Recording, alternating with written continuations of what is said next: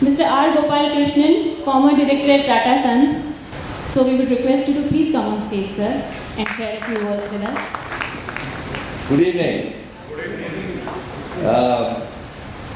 I was coming initially thinking there's a little function, but now I'm very happy I'm here.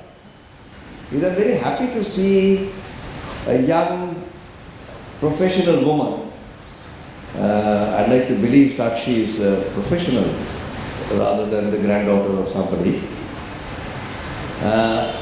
With qualifications, with enthusiasm, and it's a form of Stree, Indian female power, to which I attach a great deal of value. A powerful, achieving team, which is taking pleasure not in pretending to be the biggest or the most powerful, but is taking pleasure in being professional about whatever they do and delivering whatever the profits are. I don't know, it doesn't matter to me, I'm not a shareholder, but enough profits to keep people feeling that it's worthwhile coming to office tomorrow. I sense a great deal of engagement amongst the people here. And what more can you ask for in a company? A company is comprised of human beings who want to belong somewhere and do something useful. And so I congratulate all of you who are here, and I wish you a very, very happy journey as you move ahead with this, what could potentially be a great company, but I'm afraid that the path ahead is not simple, but that's why you guys are here. I am told that in the Japanese system, since we have some Japanese guests here, there is a system of good health called Ikigai. And in Ikigai, which is like India's yoga, they tell you how to be happy. And one of the things they say in Ikigai is Hara Hachibu. Hara Hachibu means fill your stomach only to the capacity of 70%. Keep 30% khali. Otherwise you are not healthy. The same Hara Hachibu applies to speeches also. If everybody speaks 120% capacity, then it's too much to absorb in one evening. And therefore I would like to, though I've prepared, don't think I've come unprepared, I would like to do some Hara Hachibu by trying to share with you not everything that I have prepared for, but just a few points. I'm a great believer in the Japanese systems of natural health, and so I'm paying a tribute. It just so happens, and I recall all my wonderful associations with Japan when I used to have a joint venture with Nissin, who make ramen, you know. And ramen here is not, it's noodles, it's called ramen. And used to meet a company called Kikkoman, which made fermented soya sauce, and a very, very fine company at that. I want to just share with you two singular messages.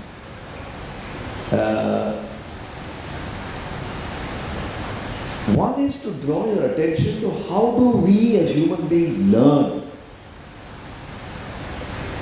so that we can improve. Because you're going to become bigger and successful if you learn and you can improve.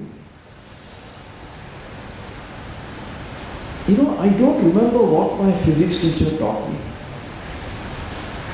I don't remember the great trigonometry or algebra lessons that were taught to me, though I was a diligent student. I only remember what happened to me and what I learned from that. It's my own experience that has taught me. And today, if you ask me, what did you learn all these years? I will point to my father, to my professor, my teacher, for the human values and discussion that we had, rather than what he taught me. And therefore, learning from experience is at the heart of human progress. And one of the things I could sense today is that you're making your own mistakes and learning from them. If I have got you right, then I would like to commend you for it and ask you to do much more of it. Because if you're not experimental, you're not going to do great things. But your great things are in store for you. And you have to therefore keep experimenting. I liked your approach of saying 70% focus, 300 SKUs, but you said 15 or 35 SKUs contribute 70%. Did I hear you right? See, it shows that I'm attentive, I'm not sleeping. These are very important points. There is a story of how Dronacharya taught Arjun the art of archery. All of you have heard this story. He said, take a look at the whole space around you, market survey. Then focus your eyes on the tree where the birds are sitting. Then look at the bird on the topmost level. Then look at the left eye of the bird. Then look at the pupil of the left eye of the bird. And all this time, pull your arrow. And when you can see nothing in front of you other than the pupil of that bird, then let the arrow go. This is the way great managers keep perspective as well as focus. And I could see, whether you intended it or not, certain signs of your trying to follow what I call the Dronacharya rule. Look at the market, look at the totality, but choose the pupil of the bird and let that guide you every day. And I found that to be a very good. And the way we learn is by going to the pupil of the bird, letting the arrow go, and you may or may not get the pupil. But the result of that you internalize. So we go in a circle, do something, make a mistake, or get success, learn from it, do it again, and keep doing it till you get better and better at it. There is no rocket science in selling hair color or shampoo or wipes. Lots of people do it. But it's the guy who's got that increment. What's the difference between Roger Federer and Nadal? One is not fantastically better than the other. But on that Sunday afternoon, in Wimbledon, moving on the grass, Federer was just 20 milliseconds better than Nadal, and he wins the match. So I would comment very much for you that all the lessons I've learned in my life are from the field. And I think most of the people here seem to be from the field. Because in the field you come face to face with the realities of how human behavior works. I remember a story. We launched a detergent in Goa called Omo. And it was based on a German brand where they said that we've added some special goodies in this detergent. And even if you make a knot, K-N-O-T, out of your clothes, the goodies are so strong that they will go inside and take out the dirt. So there was something called the knot test, K-N-O-T. And therefore the advertising and the pack said, it can get through the knot and get your dirt out. It is so good. Everybody said the market research results were very good. Frost and Sullivan and everybody, whoever they were at that time, who did all the market research, it got fantastic results. Our German trained marketing controller was very happy. Then we launched the product. One of the things we were trained in Unilever was to do what they call mystery calls. You went not as a regional sales manager, but as plain Joe. So I went on a mystery call in Panjim, and I asked the dealer, what is this new product you have? He said, oh, it's a very good detergent, it's from Hindustan. You know, the same people who make surf. So I looked at it, and then he says, there's only one problem. If you want to use this detergent, you must first tie up all your underwear into knots, and then only soak it in the detergent, otherwise it won't work. I came back quite shattered. All that market research, all that IIM education, and I said, this is where we landed. But it brought to me a sense of humility. It taught me that it's not what you intended to say that matters, it is what the other guy took out of it that matters. Very often, those of you who are married would have had this experience.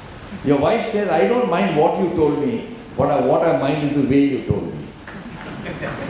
And that applies in marketing all the time. It's not what you said, but how you said it. So I have a big H for humility as one of the factors through which a company learns. The second one I have is empathy. That feeling for the other person. It is not at an intellectual level.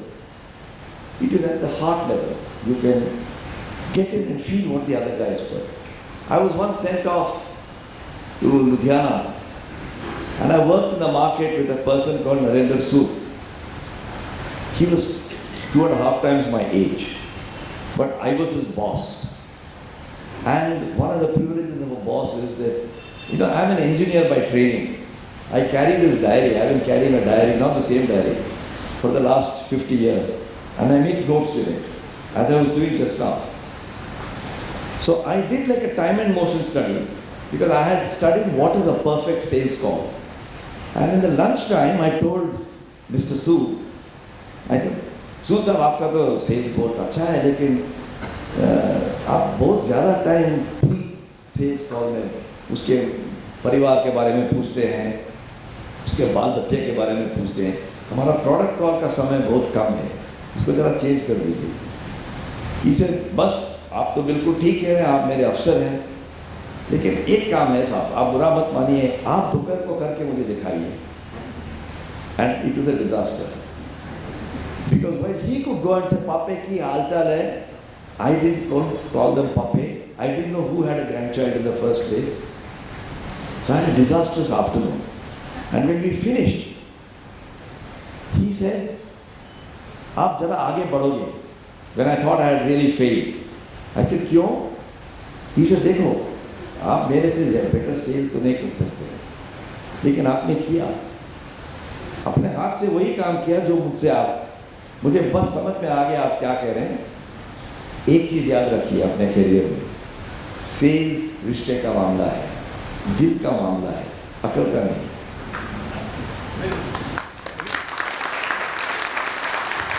And that has stayed with me all through my life. And examples like that empathy and humility are very, very important. I would like only 3 more acronyms, because I think it forms a very nice basis for a good company to adopt, and it's not very difficult. A is for action. So humility, empathy, action. You should never stand still. Human beings are not made for standing still. Keep doing something. Karma yogi ban jao. And there are many examples where if you stand still and keep thinking about it or having debates, then nothing happens. It's better to make a mistake and move, rather than sit there and keep debating what is the right thing to do. I remember when I joined Hindustan, even I was a physics honors engineering person, and the company was stupid enough, stupid in inverted commas, to say, you go to the market and learn how to sell dalda. So here I was in Devlali, IIT, physics honors, Calcutta University, you name it, I had, or so I thought. I was carrying a salesman's daily report. Kitna peti chahiye, surf ki pudiya, etc. And I said, I hope no IIT fellow sees me here. Kitni badnami ho jayegi. And God sends you these messengers from somewhere. Out of the blue, the guy turns up, "Hey Gopal, kasa kaha hai tumi?" I said, bloody hell, where did you Purandare? How did you land up here? He said, I am a Devlani fellow. What are you doing here? I had to admit to him, it was a salesman's daily report, and I was selling dalda and so on. But later on when I thought about it, I said it was probably the best training that I had. Because I was actually doing something, acting. I wasn't sitting and thinking about it. And I felt very proud of my association with the field, because I could then go back and learn about it. There is an R for reflection. If you don't think about what you have done and learned, then the learning is not there. So it is very important every day to sit back and say, what did I do right yesterday and what did I not do right yesterday? And I want to close with the word trust. Business cannot happen without trust. Anywhere you go in the world, including our own country, institutions don't trust each other. People don't trust each other. It's happening in Hungary, it's happening in Poland, it's happening in Brazil, it's happening in UK, it's happening here, it happens everywhere. In your own little way, if you can develop the kind of trust that I think I have seen this evening, earlier today, and nurture that as a core value of the company, you will do very well. So if I summarize something for you to remember, which I hope will be useful, and then I will leave you with Hara Hachibu, so that you don't have to hear a very, very long speech. H for heart, humility, E for empathy, A for action, R for reflection, and T for trust, heart. आप दिल से कुछ करोगे using HEART, success cannot elude you. Success will follow you automatically.